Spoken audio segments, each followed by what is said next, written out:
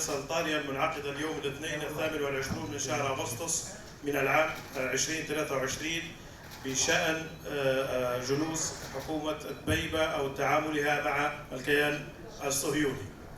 بداية تحية لأبناء الشعب الليبي الذين خرجوا استنكارا ورفضا في كافة المدن الليبية، الأمر الذي لا يعتبر غريبا على أبناء المجاهدين، وتأسيسا على الثوابت الوطنية والدينية للشعب الليبي، والتزاما بموقفنا الراسخ تجاه القضية الفلسطينية وعاصمتها القدس الشريف، وحق الشعب الفلسطيني العادل في تقرير مصيره وتحرير أرضه وعودة مهجريه لوطنهم.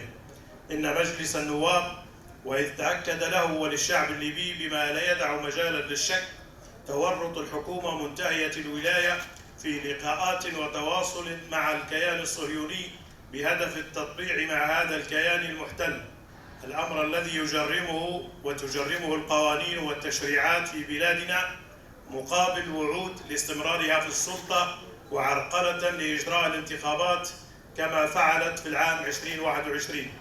فإن مجلس النواب الليبي يؤكد على ما يلي: أولاً، أن سحب الثقة من حكومة دبيبة كان قراراً صائباً. ثانياً، أن حكومة دبيبة منتهية الولاية لا تمثل الشعب الليبي، وأي عمل قامت به بعد سحب الثقة منها فهو عمل باطل لمخالفتها للتشريعات النافذة ولفقد الحكومة سند شرعيتها.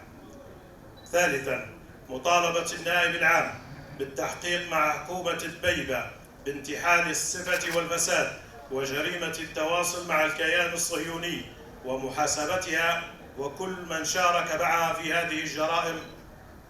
رابعاً، إن الحكومة الشرعية هي الحكومة الليبية المكلفة من مجلس النواب، وندعو كافة المؤسسات والأجهزة الرقابية والعسكرية والأمنية والمالية بالتعاون معها وعدم تنفيذ تعليمات حكومة دبيبة حتى تشكل حكومة جديدة.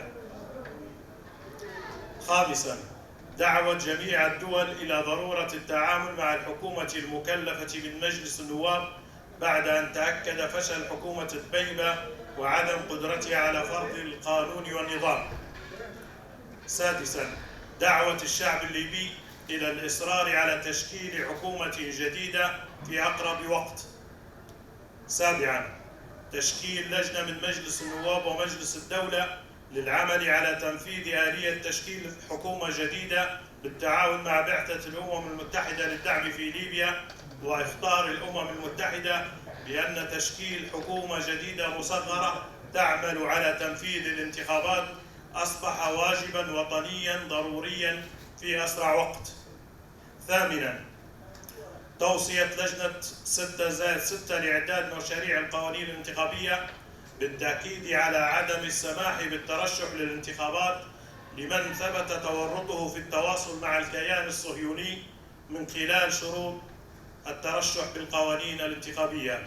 حفظ الله فلسطين وعاصمتها القدس الشريف، والسلام عليكم ورحمة الله وبركاته.